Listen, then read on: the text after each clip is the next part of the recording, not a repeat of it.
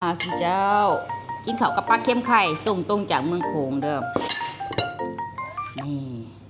ไข่เน้นๆตัวได้กับไข่ได้นี่เอามาชิมก่อนที่จะขายขายมันก่อนไข่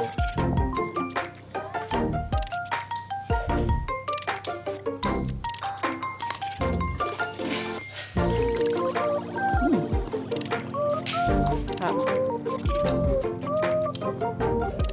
เดี๋ยวขอปิ้งเอาเด้อ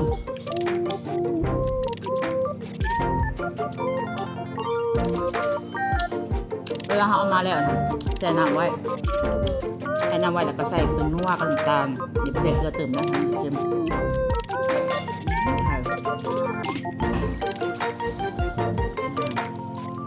แม่ก็หมักเลย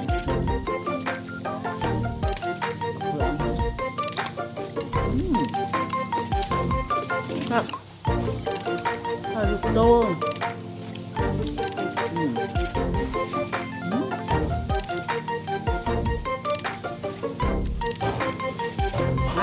ตัวนี้หน่อยกับไข่เป็นไข่มาโดนได้หนิเฮา